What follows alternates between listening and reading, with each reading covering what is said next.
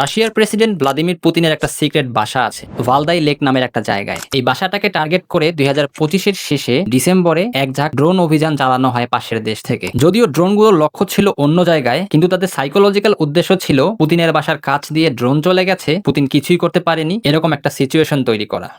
পুতিনের পররাষ্ট্রমন্ত্রী Sergei Lavrov এই ঘটনার জন্য আমেরিকার দোষ দেয়, বলে যে আমেরিকা এরকম নিখুঁত স্যাটেলাইট ইমেজ প্রোভাইড না করলে জেলেন্সকির পক্ষে সম্ভব ছিল না এই কাজটি করার। লাভরভ একটা পর্যায়ে সতর্কও করে এরকম ঘটনা যেন আর রিপিট না হয়, না হলে আমেরিকার সাথে তাদের শান্তি আলোচনায় এর একটা বিরাট প্রভাব পড়বে। আমেরিকা তেমন একটা পাত্তা দিল না তার কথাটাকে, কিন্তু পুতিন এই ব্যাপারটাকে প্রচুর সিরিয়াসলি নিল।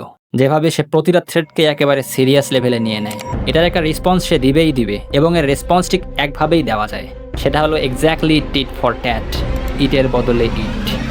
Праздника вас! С днем Великой Победы! Ура!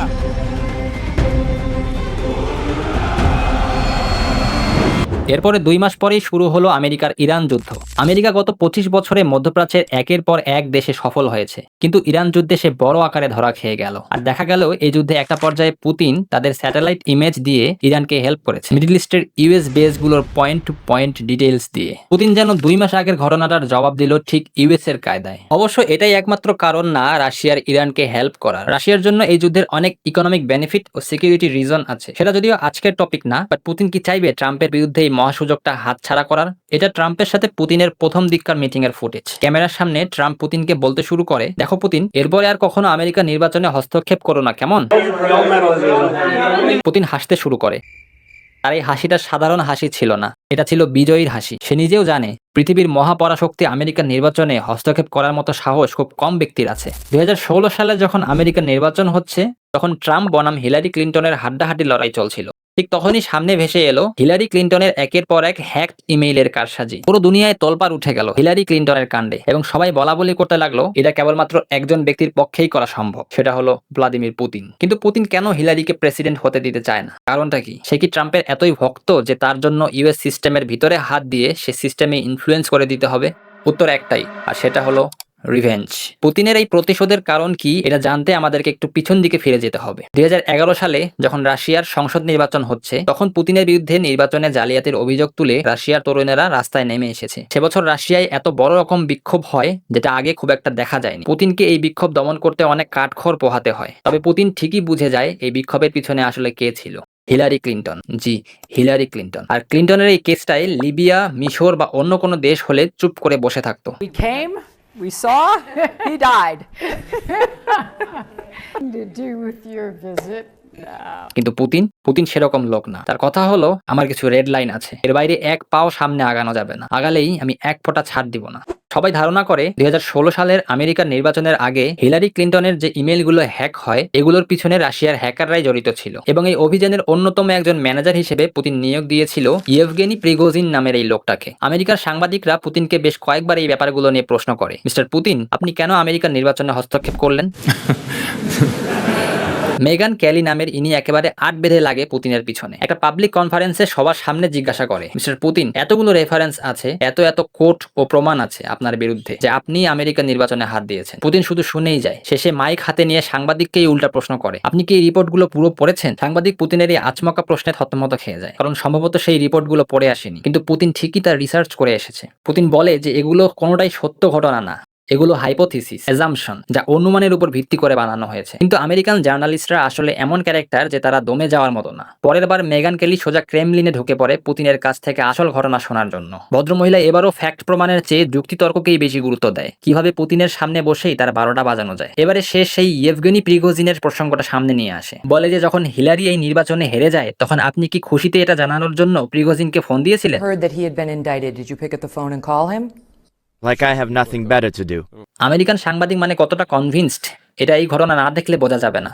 অবশ্য পুতিন ঠিক এই কারণেই অন্যান্য লিডারদের চেয়ে আলাদা। সে শুধু অন্য দেশের নেতাদেরকে রিসার্চ করে তা না, তার ইন্টারভিউ নিতে আসা প্রতিটা সাংবাদিককে সে আলাদাভাবে রিসার্চ করে। এই যেমন আমেরিকার বিখ্যাত সাংবাদিক টাকার কার্লসন। ইউরোপে রাশিয়ার গ্যাস পাইপলাইন নর্ড স্ট্রিম 2-তে কে আঘাত করেছে এটা নিয়ে টাকার কার্লসন প্রচন্ড সিরিয়াস মুড নিয়ে তাকে জিজ্ঞাসা করে, কে এই পাইপলাইন ধ্বংস করেছে। Who blew up Nord Stream? ঘটনাটা ঘোরানোর জন্য হোক আর মজা নেওয়ার জন্য হোক, পুতিন বলে, এটা তো তুমিই ধ্বংস করেছো। You for sure. I was busy that day. Nate, do you have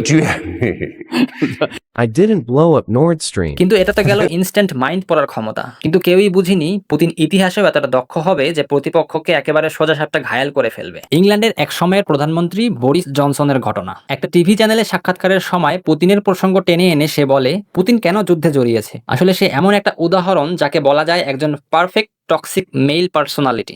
If you want a perfect example of toxic masculinity, it's what he's doing in. Boris Johnson বলে পুতিনের জায়গায় রাশিয়ার ক্ষমতায় একজন নারীর থাকা উচিত ছিল। পুতিন যদি একজন নারী হতো তাহলে হয়তো আমরা কখনোই এই যুদ্ধটা দেখতাম না। এজন্যই ক্ষমতায় বেশি বেশি করে নারীদের আসার প্রয়োজন। বরিস ব্যাপারটা ঠিক বলেছে না ভুল তাকে জানে, কিন্তু কে বুঝবে যে পুতিনের কাছে এটারও একটা পারফেক্ট জবাব ছিল। পুতিন এক মিটিংয়ে বলে ইংল্যান্ডের প্রধানমন্ত্রীকে আমি তারই দেশের একটা রিসেন্ট ইতিহাস মনে করিয়ে দিতে চাই, যখন ইংল্যান্ডের প্রধানমন্ত্রী ছিল মার্গারেট থ্যাচার। তিনি যদিও একজন নারী ছিলেন কিন্তু তিনি ফকল্যান্ড যুদ্ধে জড়ান। কোথায় ফকল্যান্ড দ্বীপ আর্জেন্টিনার কাছে আর কোথায় ব্রিটেন। ব্যাস, এর চেয়ে আর বড় কিভাবে নিজের সেন্স অফ হিউমার দেখানো যায়। আসলে একজন লিডারের সবচেয়ে বড় দক্ষতা হলো তাকে হতে হয় পজিটিভলি আনপ্রেডিক্টেবল, মানে অন্য কেউ যেন সহজে তার মাইন্ড পড়তে না পারে বা তার পরবর্তী পদক্ষেপ কি হবে এটা না বুঝতে পারে। ঠিক এই ব্যাপারটাই ছিল গত ২৬ বছর ধরে পুতিনের সব থেকে বড় গুণ। কারণ ২০০০ সালের পর থেকে যখন পুতিন প্রথমবারের মতো রাশিয়ার ক্ষমতায় আসে তখন থেকেই সে আমেরিকা ও জর্জ ডব্লিউ বুশের গলায় গলায় ভাব জমানোর চেষ্টা করছিল। ব্যাপারটা এরকম, রাশিয়ার মতো বন্ধু আমেরিকা আর কখনো পাবে না, কিন্তু ভিতরে ভিতরে পুতিন আসলে তার ক্ষমতা শক্তিশালী করছিল। একদিকে অর্থনৈতিকভাবে তার দেশকে তুলে ধরা, অন্যদিকে রাশিয়ার কোটিপতিদেরকে নিজের কন্ট্রোলে নিয়ে আসা। যখন পুতিন বুঝতে পারলো সে রেডি, ঠিক তখনই দুনিয়ার সামনে বের হয়ে আসলো পুতিনের আসল চেহারা। ২০০৭ সালের মিউনিক সিকিউরিটি কনফারেন্স। পুতিন প্রথমবারের মতো প্রকাশ্যে জার্মানির মাটিতে দাঁড়িয়ে বলে যে সে পশ্চিমা বিশ্বের আধিপত্য কিছুতেই মেনে নেবে না। বিশেষ করে জর্জিয়ার ঘটনার পর তো আরও আমেরিকার হত্যাকর্তারা তাজ্জব হয়ে যায়। এতদিন তারা যে হাসি খুশি কোমল লোকটাকে দেখে আসছিল সে কোথায়? তাহলে এটাই কি রাশিয়ার আসল প্রেসিডেন্ট? হাসি খুশি চেহারার বদলে কঠিন একটা চেহারা, ওপেন মুখভঙ্গির আড়ালে আনরিডেবল একজন লিডার। আমেরিকার প্রেসিডেন্টরা গত ২৫ বছর তাকে নিয়ে পড়েছিল, কিন্তু তারপরও তাকে বুঝে উঠতে পারেনি। এজন্য রাশিয়াকে দেওয়া হয় একের পর এক স্যাংশন। আমেরিকা ও পাশ্চাত্যে রাখা রুশ সম্পদকে জব্দ করে ফেলে বানানো হয় ফ্রোজেন অ্যাসেটস। এছাড়াও পুতিনের ওপর বর্তমানে বিভিন্ন দেশে আছে ভ্রমণ নিষেধাজ্ঞা, কিন্তু তারপরেও কাজ হয় না। বিদেশে যখন এসব ব্যাপার স্যাপার, তখন পশ্চিমা বিশ্ব খুঁজতে থাকে কবে রাশিয়াতে ভিতর থেকে একটা কিছু হবে। আর সেই ব্যাপারটাই হঠাৎ করে ঘটে যায় ২০২৩ সালের জুনে, যখন হঠাৎ করে ইয়েভগেনি প্রিগোজিন নামের এই লোকটা বিদ্রোহ করে বসে। পুতিনের প্যালেসে আর রাশিয়ার আর্মিতে একসময় খাবার সাপ্লাই দিত এই ইয়েভগেনি প্রিগোজিন। সেই পরিচিতির জোরেই প্রিগোজিন প্রতিষ্ঠা করে ওয়াগনার নামে একটা ভাড়াটে সেনাবাহিনী, যাদের কাজই ছিল বিদেশের মাটিতে বসে রাশিয়ার হয়ে যুদ্ধ করা। সবকিছু ঠিকই ছিল, কিন্তু ২০২৩ সালে দোনবাস অঞ্চলে তাদের রসদ সাপ্লাইয়ে ঘাটতি পড়ে যায়। প্রিগোজিন অনেকবার উপর থেকে সাহায্য চায়, কিন্তু রসদ এসে পৌঁছায় না। এরপর সে লাইভে এসে এই বিখ্যাত ভিডিওটা বানায়। 70% Шойгу! Герасимов! Где боеприпасы?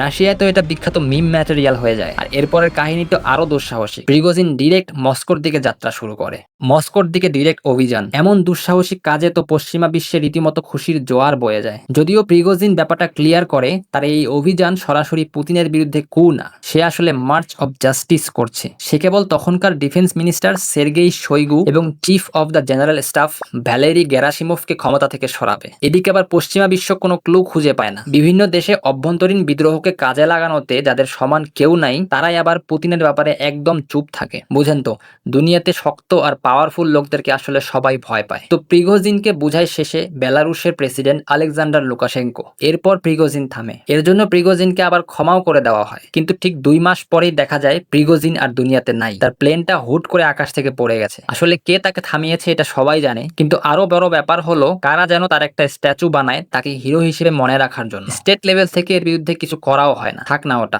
আসল লোকটা তো শেষ। পুতিনের বুদ্ধির আসলে শেষ নেই। Шойгу!